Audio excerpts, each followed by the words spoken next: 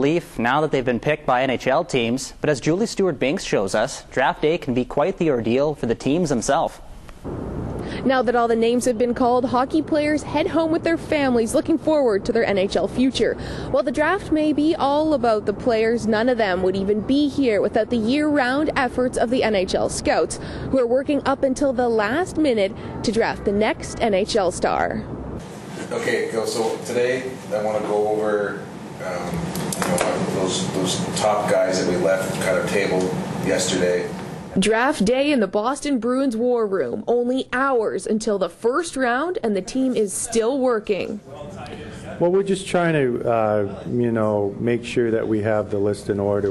This morning we'll talk about a couple guys and just make sure that, we're all buttoned up and ready to go, and we like the order. It's an important weekend for the Scouts, as it's a culmination of all the work they've done throughout the year.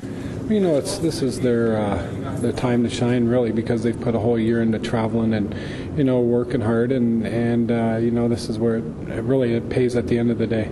Having been on the other side of the table, Gretzky advises prospects to be themselves. Everybody's kind of coached in a way from the agents and stuff, but, go in and just be yourself and, let the teams realize what type of person you are, and at the end of the day, they always find out, so it's best to be honest.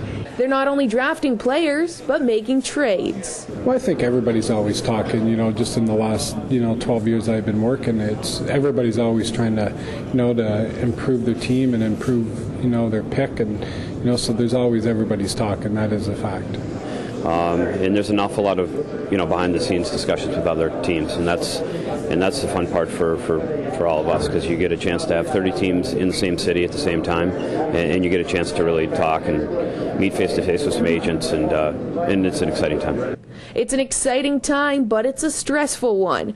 When only about 2 of your 7 drafted players will likely make the NHL, the pressure is on. At some point, you just want to get going, because you have analyzed quite a bit of information, but it's always good. The longer you can take, the better chance you have of making the right decision. So there's always some new stuff coming out, and the more time we have, the better off it works out.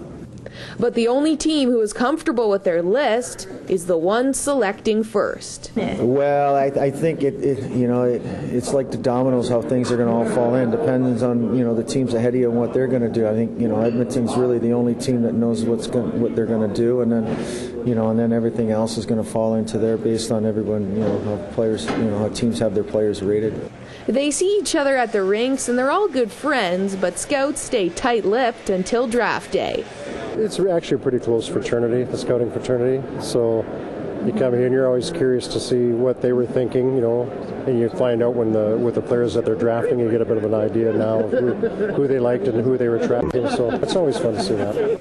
A list is something we'd like to see, too. Afraid I'm going to have to ask you to leave. On that note, Julie Stewart-Binks, TSN, Pittsburgh. NHL Draft coverage brought to you by WorkSafe Saskatchewan. We'll head to the WNBL now. Regina Red Sox off this evening, but last night hosted the Weyburn